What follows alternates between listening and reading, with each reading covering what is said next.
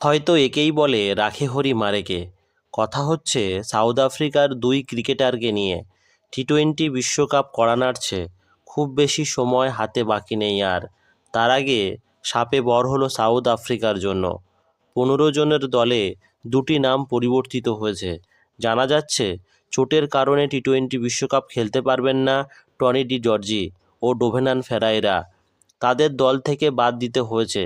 বাধ্য হয়ে Ryan Rickelton ও Tristan স্টাফসকে বিশ্বকাপ দলে নিয়েছে গতবারের রানার্স দল। ভারতের বিরুদ্ধে একদিনের সিরিজে ডান পায়ের হ্যামস্ট্রিংয়ে চোট পেয়েছিলেন ডি জর্জি। দক্ষিণ আফ্রিকা টি-20 লিগে খেলতে গিয়ে কলারবোনে চিড় ধরেছে ফেরাইরার।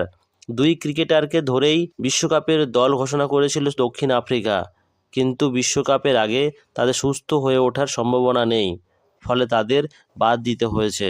রিকেলটন ও স্টাবস ভালো ফর্মে না থাকায় তাদের প্রাথমিক দলের বাইরে রেখেছিল দক্ষিণ আফ্রিকা। এবার ওপেনার ডি জর্জির বদলে ওপেনার রিকেলটন ও মিডল অর্ডার ব্যাটার ফেরাইরার বদলে একই জায়গায় খেলা স্টাবসকে দলে নেওয়া হয়েছে। এখন দেখার রায়ান রিকেলটন ও ট্রিস্টান স্টাবস তাদের নামের প্রতি সুবিচার করতে পারে কিনা। এখন এ পর্যন্তই, দেখা হচ্ছে পরের ভিডিওতে। Till then, tata.